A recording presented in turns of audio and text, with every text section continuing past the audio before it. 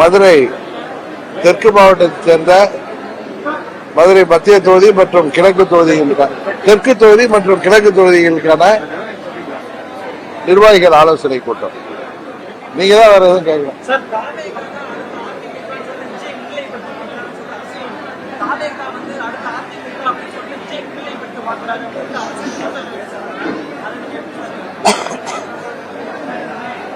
இந்த கேள்விக்கு முதல்ல நான் சிலது சொல்லிடுறேன்.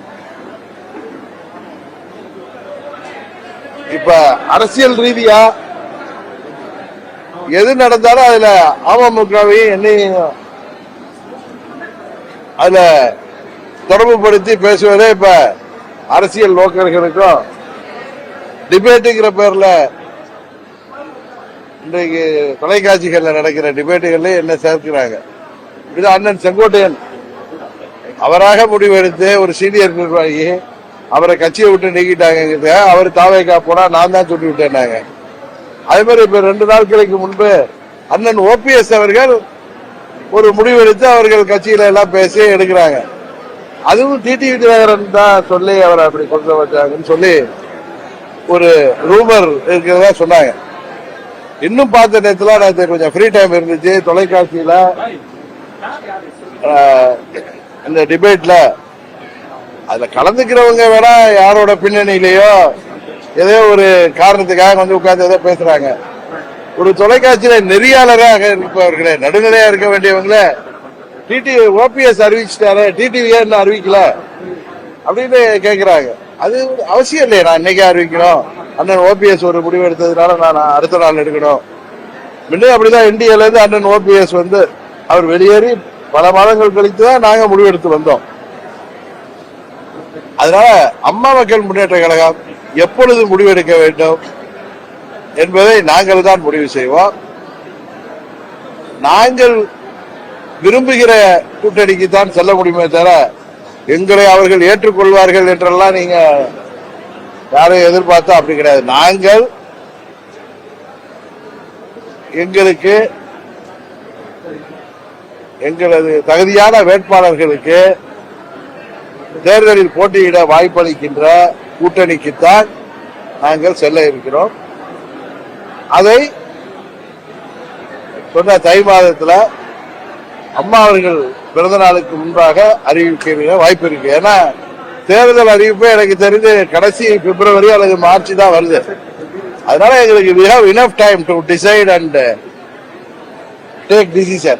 அதனால யாரோ ஒருவர் எல்லாம் சேர்ந்து என்ன நீங்க வந்து நீங்க ஏன் முடிவெடுக்கல அப்படின்னு ஒரு நெறியாளரே ஒரு தொலைக்காட்சியில கேட்பது எப்படி நியாயமா இருக்கும். அதனால இன்னொரு கட்சி பேசுறதை பத்தி அரசியல் நோக்கர்கள் சொல்றதுக்கெல்லாம் நான் பதில் சொல்ல வேண்டிய அவசியம் இல்லை.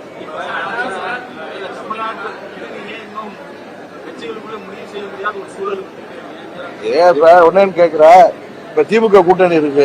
ஏற்கனவே அவங்க 7-8 வருஷமா இருக்கிற கூட்டணி தான். அங்க தொகுதி பங்கீடு எல்லாம் முடிஞ்சு சுமூகமா அறிவிச்சிட்டாங்களா கேக்குற? சரி, இப்ப புதுசா கூட்டணிக்கு போறப்ப இப்ப நாங்க ஒரு கூட்டணிக்கு போறோம்னா எங்களுக்கு எத்தனை தொகுதிகள் என்பதை உறுதிப்படுத்தி விட்டுதான் நாங்க புதிதாக அந்த கூட்டணிக்கு செல்ல முடியும். கரெக்டா? ஆனா ஏற்கனவே ரொம்ப பலமாக இருக்கிற ஒரு கூட்டணின்னு சொல்லிக்கிற கூட்டணி திமுக தலைமையிலான ஆளுங்கட்சி கூட்டணி. அங்க என்ன முடிவு எடுத்திருக்கிறார்கள்? அதாவது 7-8 வருஷமா ஒன்னா இருக்கிற கூட்டணிகள் தானே 10 வருஷமா தேர்தல் வருதுன்னு என்ன வந்து நெறியாளர்கள் உட்கார்ந்துட்டு ஓபிஎஸ் முடிவு எடுத்து விட்டார், டிடிவி எப்போ எடுக்க போகிறார், ஏன் எடுக்கவில்லை, அதுக்கு ஒரு காரணம் கண்டுபிடிக்கிறாங்கல்ல உட்கார்ந்துட்டு இவங்களா யோசிச்சு. அவர்கள்ட்ட கேட்கிற திமுக கூட்டணிக்கு இத்தனை பலமான கூட்டணிங்கிறாங்க, 10 வருஷமா இருக்காங்கிறாங்க, கொள்கை ரீதியான கூட்டணிங்கிறாங்க. அதுல காங்கிரஸுக்கு முடிவாகி விட்டதா? சகோதரர் திருமாவளவன் அவர்களுக்கு எத்தனை தொகுதி என்பது முடிவாகி விட்டதா? கம்யூனிஸ்ட் கட்சிகளுக்கு எவ்வளவு தொகுதி என்பது முடிவாகி விட்டதா? மதிமுகவுக்கு எத்தனை தொகுதிகள் என்பது முடிவாகி அவர்கள் அறிவிப்பார்களா? அவர்கள் அறிவிக்கல. இன்னும் ஏற்கனவே கூட்டணியாக இருப்பவர்களே அறிவிக்காத பட்சத்தில் நாங்கள் சொல்றோம், நாங்கள் எங்களை மதித்து நாங்கள் அந்த கூட்டணிக்கு வர வேண்டும் என்று இன்றைக்கு தமிழ்நாட்டில் கூட்டணிக்கு தலைமை தாங்குகிற கட்சிகளும், நான் சொல்றதை நீங்க புரிஞ்சுங்க, நான் கிளியரா சொல்றேன், தமிழ்நாட்டில் இன்றைக்கு இருக்கிற கூட்டணிகளுக்கு தலைமை தாங்குகிற கட்சிகளும், கூட்டணியை உருவாக்குவதற்கு முயற்சி செய்கிற கட்சிகளும் அந்த கூட்டணிக்கு நாங்கள் வர வேண்டும் என்று எங்களை அழைப்பது உண்மை. நாங்கள் இன்னும் முடிவெடுக்கவில்லை. இதுதான் அந்த ஊடகத்தில் டிபேட் நடத்துறவங்களுக்கு சரி, நெறியாளர்களுக்கு சரி, எங்களை நீங்க கட்டாயப்படுத்தாதீங்க. நீங்க இன்னொரு டிபேட் நடத்தி அதே தொலைக்காட்சியில ஆளுங்கட்சியான திமுக கூட்டணிக்கு எத்தனை தொகுதி ஒதுக்கப்பட்டு அவங்க சுமூகமாக 2026 தேர்தலுக்கு அவங்க கூட்டணியை அறிவிக்கட்டும். அதற்கு பிறகு நாங்கள் எந்த கூட்டணிக்கு செல்கிறோம் என்பதை நாங்கள் சொல்கிறோம் உங்களுக்கு இந்த நேரத்தில் சொல்ல விரும்புகிறேன்.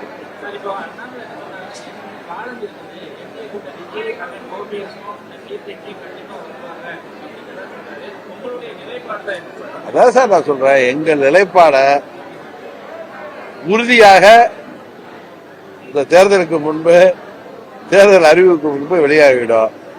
நண்பர் அண்ணாமலை எங்களை தொடர்ந்து தொலைபேசியில பேசுறப்ப சரி, அவரை நான் நேரடியாக சந்திக்கும் பொழுது சரி, நீங்கள் மீண்டும் என்டிஏவுக்கு வர வேண்டும் என்றுதான் என்னை வலியுறுத்தி வருகிறார். அதுதான் உண்மை. அதே நேரத்தில் நாங்கள் எந்த முடிவும் இன்னும் எடுக்கவில்லை. இன்னொன்னு சொல்றேன், அண்ணன் ஓபிஎஸ் ஒரு முடிவு எடுப்பதற்கா, அண்ணன் ஓபிஎஸ் ஒரு முடிவு எடுக்கிறார்னா அது அவங்களுடைய கட்சியின் முடிவு. அதற்காக உடனடியாக அடுத்த நாள் டிடிவி முடிவு எடுக்கிறது யாரும் எதிர்பார்த்தா அது தவறு. நாங்கள் அம்மா மக்கள் முன்னேற்ற கழகம் 2017 நாங்கள் இந்த இயக்கம் அம்மாவின் கொள்கைகளை, லட்சியங்களை தாங்கி பிடிக்கின்ற இயக்கம். நாங்கள் எதற்காக கட்சி ஆரம்பிச்சோங்கிறது எல்லாருக்கும் தெரியும். அதனால எங்கள் தொண்டர்களும், எங்கள் நிர்வாகிகளும், எங்களது வாக்கு வங்கியும் ஏற்றுக்கொள்கிற ஒரு கூட்டணியை உறுதியாக நாங்கள் செல்வோம்.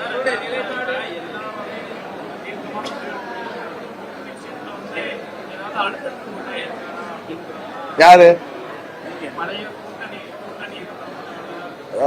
ஒண்ணு அழுத்தம்லாம் யாரும் கொடுக்க முடியாது. இப்ப அண்ணன் ஓபிஎஸ் தான் டெல்லிக்கு போயிட்டு வந்தாரு, அவரே சொன்னார் நான் போயிட்டு வந்தேன்னு. அவருக்கு என்ன அழுத்தம் கொடுத்தாங்களா? அது என்ன புரியலங்க. இது என்ன, யாரையும் அழுத்தம் கொடுத்து ஒரு கட்சியை கூட்டணிக்கு கொண்டு வர்றாங்கன்னு வச்சுங்க. அது என்ன அதே மாதிரி ஒரு புதுசா டெல்லிக்கு யாரோ போயிட்டு வந்தாலும், நட்பு ரீதியாக யாரையும் சந்தித்தாலும், இன்னொன்னு ஒரு மரியாதை நிமித்தமாக இன்னொரு கட்சி தலைவர்களை சந்தித்தாலும் உடனே அழுத்தம் கொடுக்கப்படுகிறது. டெல்லிக்கு கூப்பிட்டு இவர்களை ஆம்டிஸ் பண்ணி பயமுறுத்தி மிரட்டி படிய வைப்பார்கள். இப்படிலாம் பேசுறது எவ்வளவு முட்டாள்தனமா இருக்கு. ஆனா ஒண்ணு பார்த்த ஊடகங்கள் நடுநிலையாக இருக்க வேண்டியவர்கள். அதுல டிபேட்டுங்கிற பேர்ல உங்கள் விருப்பங்களை எங்கள் மீது திணிக்காது. அவ்வளவுதான் சொல்றேன். அத உங்கள் விருப்பங்களை எங்கள் மீது திணிக்க முடியாது. எங்களுக்கு எது தேவையோ அதை உறுதியாக தைரியமாக செய்யக்கூடியவர்கள். தைரியமாக செய்வோம். நாங்க எத்தனையோ சோதனைகளை டிடிவி தினகரனும் அம்மா மக்கள் முன்னேற்ற கழகமும் கடந்து வந்திருக்கிறோம். இன்னும் சில பேர் சொல்றாங்க மாண்புமிகு அமித்ஷா அவர்களுடைய பிளஸிங்கோட தான் இவங்க எந்த கூட்டணி முடிவு எடுக்க முடியும். இதே மாதிரி முட்டாள்தனமான பேசுறவங்களுக்கு அவங்களுக்கு பின்னாடி இருக்க யாரோட டிபேட் உட்கார்ந்து அதுல நடுநிலையாளர்களை தாண்டி யாருடைய சப்போர்ட்ல, யாருடைய பேக்கிங்ல உட்கார்றாங்க, யாருடைய பேரோல்ல இருக்காங்கிறது எல்லாருக்கும் தெரியும். அதுல அவர்களும் சரி, எங்கள் மீது நீங்கள் என்னதான் சேற்றை வாரி இறைத்தாலும் உங்கள் ஆசைக்கு நாங்கள் முடிவெடுக்க மாட்டோம். நீங்கள் எதை விரும்புகிறீர்கள் என்பதை அவர்கள் பேசும்போதே தெரியும். அதை நாங்கள் செய்ய போவதில்லை. எங்களுக்கு எது தேவையோ அதை தான் செய்வோம். அவர் உங்க கேள்விக்கு சொல்ற, நீங்களா இப்ப கற்பனையா சில வதந்திகள் ஓடிட்டு இருக்கு. ஒரு தொலைக்காட்சியில கூட வந்துச்சு, டிடிவி பெங்களூர்ல இருந்து டெல்லிக்கு போய் அங்க பாஜக தலைவர்களை சந்தித்தார்கள். அது 100க்கு 100 போய் நான் வெளியில வந்ததுக்கு அப்புறம் செப்டம்பர் 3ஆம் தேதிக்கு அப்புறம் நிறைய பேர் என்கிட்ட பேசுவாங்க. பழைய கூட்டணியில் இருந்தவங்க கூட்டணிக்காக பேசுவது இயற்கை. ஆனா யாரையும் நான் சந்திக்கவில்லை. எந்த அழுத்தமும் எனக்கு இல்லை. எங்கள் தொண்டர்களின் பிளஸிங் தான் எனக்கு வேணும். எங்க நிர்வாகிகளுடைய ஒத்துழைப்பு தான் எனக்கு வேணும். எங்கள் ஓட் பேங்கோட பிளஸிங் தான் எனக்கு வேணுமே தவிர வேறு யாரும் எந்த ஊடகமும் ஊடகத்தில் டிபேட்டுங்கிற பெயர்ல நடக்கிற அந்த கூத்துகளும் அல்ல நெறியார்கள் வருகிறவர்கள் செய்கின்ற அவர்கள் விருப்பங்களை எல்லாம் எங்கள் மீது திணிக்க முடியாது. நாங்கள் முடிவெடுக்கவில்லை என்று நீங்கள் கோபப்பட்டால் அது உங்கள் தவறுதானே தவிர எங்களுக்கு காலம் இருக்கிறது. அப்பொழுதுதான் நாங்கள் உறுதியாக முடிவெடுப்போம்.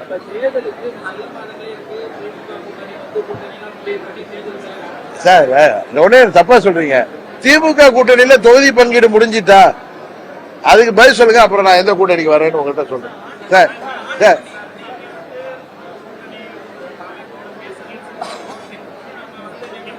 இல்ல இது அதுக்கு பதில் சொல்றேன்.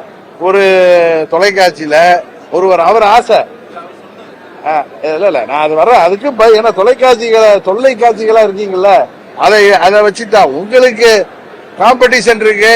ஏதாவது பிரேக்கிங் நியூஸ் போடணும்னு எவன் தாலியா இருந்தா என்னன்னு நீங்க நினைப்பது தவறு. யாரு வீட்டுல இடி இருந்தா எனக்கு பிரேக்கிங் நியூஸ் வேணுங்கிறது தவறு. நேற்று கூட பார்த்தேன் ஃப்ரீ டைம்ல ஒரு இதுல போட்டு சுட்லாம் போட்டு ஒருத்தர் ஒரு நிகழ்ச்சி நடத்துறாரு. அவர் சொல்றாரு, ஏற்கனவே சொன்னாரு, இவர் தான் டிவிக்கேங்கிறாரு. ஆனா டிவிக்கில இருந்து இவருக்கு யாரு இவர்கிட்ட பேசுறதா தெரியலன்னு. இப்ப நீங்களே கேள்வி கேட்கறீங்க. என்ன கேட்கறீங்க? அந்த தொலைக்காட்சி உள்ளவர் வந்திருப்பாரு, அவருக்கும் தெரியும். செங்கோட்டையன் சொல்கிறார் நாங்கள் பேசிக்கிட்டு இருக்கோம் சொல்றாரு. அப்படி நான் தான் உங்கள்கிட்ட பலமுறை கிளிப்புள்ள மாதிரி சொன்னேன். நாங்கள் கூட்டணிக்கு வர வேண்டும் என்று இங்கே ஏற்கனவே கூட்டணி உள்ள கட்சிகளின் தலைமை ஏற்கின்ற கட்சிகளும் கூட்டணியை உருவாக்க இருக்கின்ற தங்கள் தலைமையில் கூட்டணி வர வேண்டும் என்று விரும்புகிற கட்சிகளும் எங்களோடு நீண்ட மாதங்களாக நாங்கள் அந்த கூட்டணிக்கு வர வேண்டும் என்று பேசுவது உண்மை. ஆனால் நாங்கள் இந்த முடிவு எடுக்கவில்லை. நாங்க யாருடைய அழைப்பையும் நிராகரிக்கவில்லை, யாருடைய ஏற்பையும் இன்னும் நாங்கள் ஏற்றுக்கொள்ளவும் இல்லை, எந்த முடிவும் செய்யவில்லை. நீங்களா ஒண்ணு தம்பி, நீங்களா ஒண்ணு போட்டா என்ன அணுகிறாங்க, நாங்க இன்னும் முடிவெடுக்கலன்னா நீங்க அதை ஏத்துக்கலையான்னு கேட்டா அது உங்க ஆசை அப்படி இருந்தா அது பொய்யா போகுது. அதே மாதிரி இன்னொன்னு சொல்ற, இந்த முறை எப்படி அன்னைக்கு ஒரு கூட்டணியில 6 சீட்டு 8 சீட்டுன்னு போட்டீங்களா, பன்னீர்செல்வம் என்ன பண்ணாரு அன்னைக்கு உங்க முகத்துல கறி பூசிட்டாரு. யாரோ கொடுக்க, எனக்கு அந்த தகவல் கொடுத்த ஏஜென்சி யாருன்னு தெரியும், அது யாரு சார்பா வந்துச்சு தெரியும். ஒவ்வொரு தொலைக்காட்சியும் அந்த ஏதோ நோக்கத்தோட அந்த தகவல் வதந்திய தகவல் வெளியிட்டாங்கன்னு எனக்கு தெரியும். ஆனா உங்களால் எங்களை உறுதியாக அனுமானிக்க முடியாது. நாங்கள் முடிவெடுத்து உறுதியாக அறிவிப்போம். அதுவரை நீங்கள் காத்திருங்கள். இல்லன்னா நீங்க எங்களை பின்னாடி இன்னொரு தொலைக்காட்சியில பேசுறாங்க, நாங்க ஏதோ ஹைப்ல வச்சுக்கணுங்கிறதுக்கா ஏஎம்கே டெய்லி லைம் லைட்ல இருக்கணுங்கிறத. நாங்க லைம் லைட்ல இருக்கணுங்கிற விரும்புறதுலாம் இல்ல. ஊடக நண்பர்கள் வர்றப்ப நாங்க மரியாதை கொடுத்து சந்திக்கிறோம். இப்ப இல்ல 17ல இருந்து. அதனால நாங்கள நீங்க என்ன லைம் லைட்ல வச்சுக்கிட்டு அவர் லைம் லைட்ல இருக்கணும்னு ஆசைப்படுறாருங்கிறது எப்படி நியாயமாகும்? இது உண்மையே பெரிய ஹம்பக்கா இருக்கு நீங்க பேசுறதெல்லாம். உங்க தொலைக்காட்சியில சம்பளம் கொடுக்கறதுனாலயும் இன்னும் வேற சில பேர்கள் உங்களுக்கு, நான் உங்களை சொல்லல, ரிப்போர்ட்டர்ஸுக்கு வந்து ரிப்போர்ட் அனுப்பினீங்க, அங்க நிகழ்ச்சி நடத்துறேங்கிற பேர்ல வேறு சிலருக்கு கைப்பாயாக இருப்பவர்களுக்கு எல்லாம் எனக்கு யாருன்னு தெரியும். ஏன்னா எனக்கு 40 ஆண்டு கால அரசியல் அனுபவம், 30 ஆண்டு கால நேரடி அரசியல் அனுபவம் எனக்கு நிறையவே இருக்கு. எங்களுடைய விருப்பப்படி எங்கள் தொண்டர்களின் எண்ணத்தையும் எங்கள் எதிர்காலத்தையும் வைத்துதான் நாங்க முடிவெடுக்க முடியும். தேர்தல்கிறது ஒரு 3 மாச கூத்து, மார்ச் ஏப்ரல் மே. அதுக்கப்புறம் நாங்க அரசியல்ல இருக்கிறோம், கட்சி நடத்துறோம். இந்த தேர்தல் வெற்றி தோல்வி எல்லாம் தாண்டி நாங்க அரசியல்ல நிக்கணும்னா அதற்கான முடிவு என்ன என்பதையோ அதைத்தான் நாங்கள் எடுப்போம். எங்கள் இலக்கை நோக்கி நாங்கள் பயணித்துட்டு இருக்கோம். அதை அடையும் வரை நாங்கள் ஓய மாட்டோம்.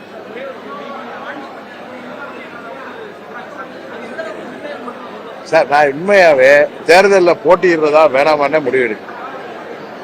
ஒருவேளை முடிவெடுத்தால் நான் உங்கள்கிட்ட சொல்றேன். ஆண்டிப்பட்டிக்கு நேற்று நான் வந்தது, எங்க நிர்வாகிகள்லாம் தலைவர் சிலைக்கு அங்க வந்து மாலை போட்டுருந்தாங்க. நானும் ஏற்கனவே சிவகங்கைக்கு மீட்டிங் வந்ததுனால திருப்பி சென்னைக்கு செல்ல வேணாம் அங்க வந்தாங்க.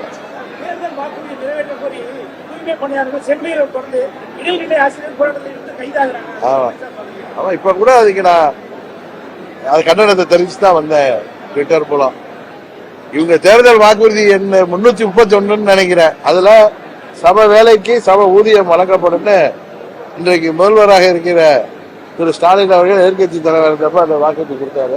அதெல்லாம் நான் சொன்னேன் அன்னைக்கே ஆணையப்பட்டு நீங்க கேட்டப்ப அவர்கள் அறிவித்த முக்கியமான கோரிக்கைகளை 80% நிறைவேற்றவில்லை. 24 எப்படியோ அவர்களுக்கு மக்கள் வாக்களித்து விட்டார்கள். இந்த முறை அவர்கள் அதே நம்பிவிட்டால் தமிழ்நாட்டு மக்கள் இந்த வாக்குறுதியை நிறைவேற்றாத பட்சத்தில் அவர்களுக்கு எதிராகத்தான் வாக்களிப்பார்.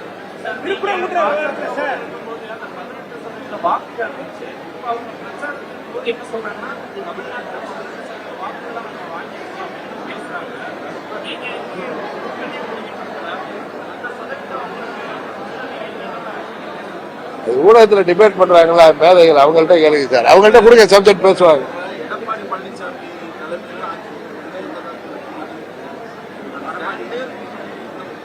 நான் அந்த ஸ்டாண்ட்ல இருக்கீங்களா இந்த ஸ்டாண்ட்ல இருக்கீங்க, எங்க ஸ்டாண்ட் எல்லாம் நான் உங்களுக்கு ஓப்பனா சொல்லிட்டேன். அதனால இனிமே அது சம்பந்தமா நீங்க 3 மாதம் கிளிப்பிள்ளை மாதிரி நான் சொல்லிட்டேன். இனிமே நான் அதை பத்தி சொல்ல போறது இல்லை. நீங்க தர்மபுரியிலே சொன்னேன், அதே அரைச்சமாவே அரைக்க வேணாம், எங்கள் கூட்டணி முடிவான பிறகு உங்களுக்கு சொல்றேன். ஏற்கனவே சொல்லிட்டேன். இல்லங்க, நீதிமன்றங்களோ அரசாங்கங்களோ மக்கள் அமைதியாக இருப்பதற்கு அமைதி பூங்காவாக இருக்கிற தமிழ்நாட்டில் கடவுளின் பெயரால, ஜாதியின் பெயரால, மதத்தின் பெயரால எந்த ஒரு அமைப்போ அரசியல் இயக்கமோ அம்மா மக்கள் முன்னேற்ற கழகம் உட்பட அதை மக்கள் பொது அமைதிக்கு எதிராக யார் செயல்படுவது, நீதிமன்றங்களும் அரசாங்கங்களும் அதில் கவனமாக இருக்க வேண்டும் என்பதுதான் எங்களுடைய நிலைப்பாடு.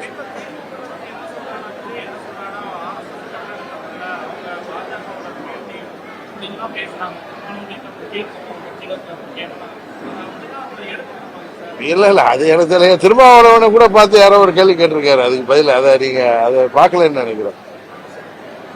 யாரோ ஒருத்தர் அவருக்கே பதில் சொல்லியிருக்காரு. நாங்க RSS பிள்ளைகள்லாம் நீங்க யாரோட பிள்ளைகள் கேட்டிருக்கோம்.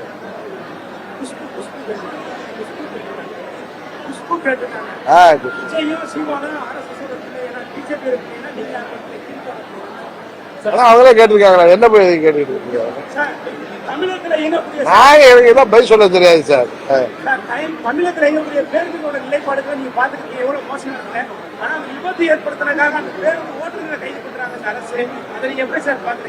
அதுக்கு அரசாங்கம் பொறுப்பேற்கணும். பாவம் அந்த பேர் அவர் ஸ்கேப் கோட் ஆகியிருக்காங்க. அதுக்கு அமைச்சராக இருப்பவர்கள், அந்த துறை அதிகாரிகள் எல்லாரும் தான் பதில் சொல்லணும். அரசாங்கம் எல்லாம் தான் அதுக்கு பொறுப்பு.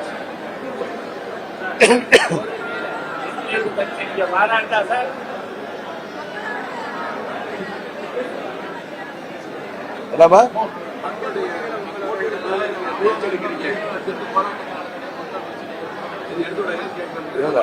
போராட்டங்கள் எதுக்கு தேவையா? இல்லமா, இல்ல இல்ல, நீங்க அப்படி சொல்றீங்க. ப்ரொடெஸ்ட் பண்றது ஒன்றையும் தான் மக்கள் பிரச்சனைகளை எடுத்து செல்றதுக்கான ஒரே வழி அப்படி கிடையாது. எதுக்கு தேவையானவற்றுக்கு நாங்க ப்ரொடெஸ்ட் இல்லமா, நாங்க தேவையான விஷயங்களுக்கு நாங்கள் உறுதியாக போராடும். அடுத்தது நீங்க அவங்க போராட்டமே நடத்தல அப்படிங்கிறாங்க. அப்படிலாம் இல்ல, நீங்க என்ன சொன்னாலும் சரி, நாங்க லைம் லைட்ல இருக்கணும்ல நாங்க விரும்பல. எங்களை லைம் லைட்ல நீங்க வச்சுக்கிட்டு அதை பண்ணல, போராட்டம் பண்ணல, பொதுக்கூட்டம் போடல, மாநாடு போடலன்னா எங்களுடைய பாணிங்கிறது வேற. நாங்க அரசாங்கம் இல்லம்மா, அதேதான் நானும் சொல்றேன். நாங்க தேவையான மக்கள் பிரச்சனைகளுக்கு போராட்டம் நடத்தி கொண்டுதான் இருக்கோம். நான் பண்ணலன்னு சொல்ல, பண்ணிட்டு தான் இருக்கோம்.